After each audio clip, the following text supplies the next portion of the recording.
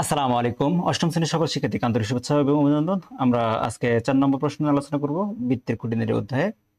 তো এখানে 4 নম্বর বলছে যে চিত্রে ও বৃত্তের কেন্দ্র এবং টি এ ও টিসি, এখানে বলছে টি এ আর এবং টিসি এই দুটো স্পর্শক, তাই না? দুটি স্পর্শক কোণ এ টিসি, এই যেখানে বলছে যে এই যে এখানে যে কোণ দেওয়া আছে সেটা হচ্ছে 60 ডিগ্রি এবং এক্স ও ওয়াই জেড এর মান নির্ণয় করতে বলছে। তো এই কোণের সাপেক্ষে আমাদের এক্স, এই দেখেন এক্স ওয়াই এবং জেড এর কোণ নির্ণয় করতে হবে। তো আমরা এই অঙ্কটা কিভাবে, অর্থাৎ এই এক্স ওয়াই জেড এর মানটা কিভাবে নির্ণয় করব সেটা একটু দেখব। তো আমরা যদি এটাকে আমরা এভাবে লিখতে পারি, শিক্ষার্থী লক্ষ্য করো, আমরা একটু বড় করে নিলাম। দেখো, আমরা যদি এখানে একটু লক্ষ্য করো যে চিত্রে ও বৃত্তের কেন্দ্র এবং টি এ ও টিসি দুটি স্পর্শক, তাই না? তো আমরা দেখলাম যে এই যে এটা হলো ও বৃত্তের কেন্দ্র এবং টি এ, এই যে এই বাহুটা এবং এই বাহুটা দুইটা স্পর্শক। তো আমরা লিখতে পারি যে এ টি সি ও এ, এই যে এখানে দেখো এ, এই যে এ টি এবং সি ও, তো এখানে একটা চতুর্ভুজের মতো দেখা যাচ্ছে। তো সেখানে আমরা দুটো কোণ লিখতে পারি। দেখো লিখতে পারি এটিও এটা একটা কোণ, সেটা সমান 90 ডিগ্রি, অথবা টিসিও এটা একটা কোণ। তো আমরা লিখতে পারি ও এটি এটা একটা 90 ডিগ্রি কোণ এবং ও সিটি এটা একটা 90 ডিগ্রি কোণ। তো এই কোণের মধ্যে আমরা লিখতে পারি যে কোণ ও এটি, অর্থাৎ আমরা যদি চিত্রটাকে এভাবে বড় করে একটু দেখি, একটু বড় করে দেখলাম, ধরো এটা একটু বড় করে নিলাম, আচ্ছা একটু বড় করে নিলাম, আর একটু বড় করে নিই, তাহলে বুঝতে আমার সুবিধা হবে, তাই না? আচ্ছা, এখন যদি আমি এটাকে এই হিসাব করে লিখি, কি হিসাব করে লিখবো যে আমাদের ওখানে বলছে যে 4টা কোণ, দেখো এখানে একটা কোণ উৎপাদন হয়েছে, এখানে একটা কোণ উৎপাদন হয়েছে, এখানে একটা কোণ উৎপাদন হয়েছে এবং এখানে একটা কোণ উৎপাদন হয়েছে। আমরা লিখতে পারি যে ও এ টি, আবার প্লাস কোণ লিখতে পারি যে এ টি সি এটা একটা কোণ লিখতে পারি, অথবা টি সি ও এটা একটা কোণ লিখতে পারি, অথবা এ ও সি এটা একটা কোণ লিখতে পারি। তো যেহেতু একটা চতুর্ভুজ, এখানে চতুর্ভুজ উৎপন্ন হয়েছে এবং একটা চতুর্ভুজের সর্বমোট কোণ হচ্ছে 360 ডিগ্রি, এটা আমরা জানি। একটা চতুর্ভুজের সর্বমোট কোণ কত? 360 ডিগ্রি। তো আমরা ঠিক একইভাবে ওই রকম লিখছি যে ও এটি প্লাস ও সিটি প্লাস এটিসি প্লাস ও সিও এ সমান 360 ডিগ্রি, যেহেতু চতুর্ভুজের 4টি কোণের সমষ্টি 360 ডিগ্রি। আচ্ছা, এখন আমরা কিছুক্ষণ আগে পেলাম যে ও এটি এটা হলো 90 ডিগ্রি এবং ও সিটি এটা 90 ডিগ্রি এবং এটিসি এটার মান আমাদের দেওয়া আছে 60 ডিগ্রি এবং আমাদের সিও এ এটার মান আমরা এক্স। তো আমাদের এই যে কোণটা এখানে দেওয়া আছে, দেখো আমাদের এই যে এক্স কোণটা, এই যে এ ও সি অথবা সিও এ, এই যে এক্স কোণটা এটা আমরা এখান থেকে বের হয়ে যাবে।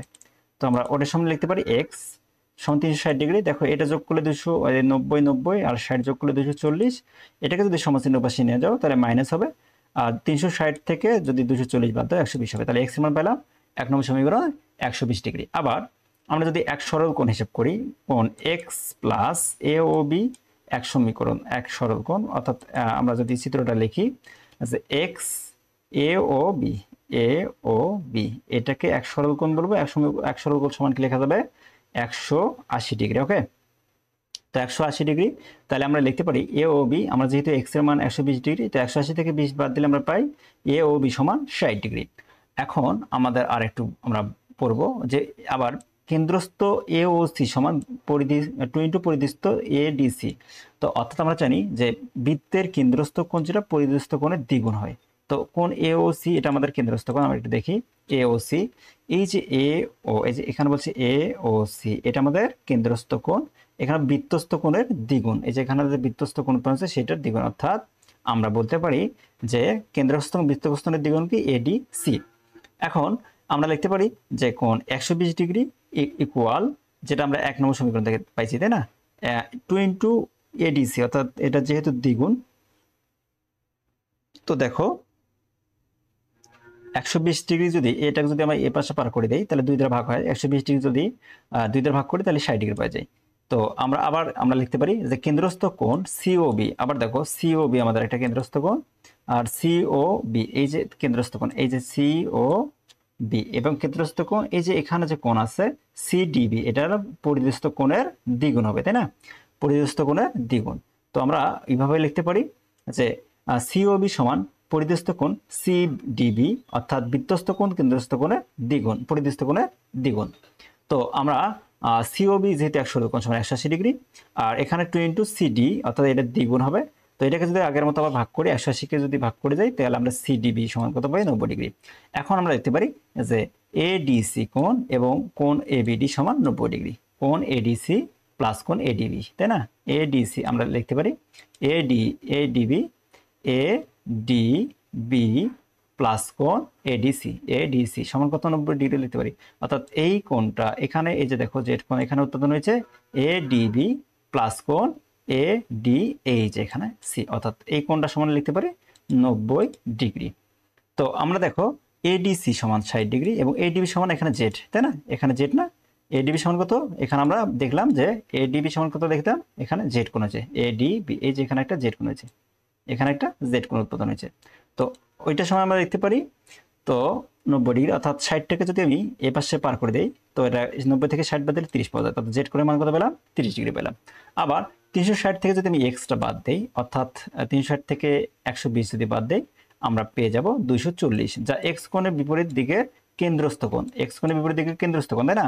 2 ইন্টু পরিদস্থ কোণ ইকুয়াল এবিসি, অর্থাৎ পরিদস্থ কোণ আমরা এখানে দেখি এই যে ওয়াই আমাদের এবিসি, যে ওয়াই আমাদের পরিদস্থ কোণ, এটা আমাদের ওয়াই কোণ, তাই না? তো পরিদস্থ কোণে কত গুণ, দ্বিগুণ। তো আমরা লিখতে পারি যে কেন্দ্রস্থ কোণ ইকুয়াল 2 ইন্টু পরিদস্থ কোণ 2 ইন্টু কোণ এবিসি অর্থাৎ 2 ইন্টু ওয়াই, অর্থাৎ 2y সমান লেখা যাবে 240। তো 240কে যদি আমি ভাগ করি 2 দ্বারা তাহলে y এর মান কত, 120 ডিগ্রি। তো আমরা লিখতে পারি x সমান 120 ডিগ্রি, y সমান 120 ডিগ্রি এবং z সমান 30 ডিগ্রি। তো এই ছিল আমাদের বিষয়। ভালো থাকুন।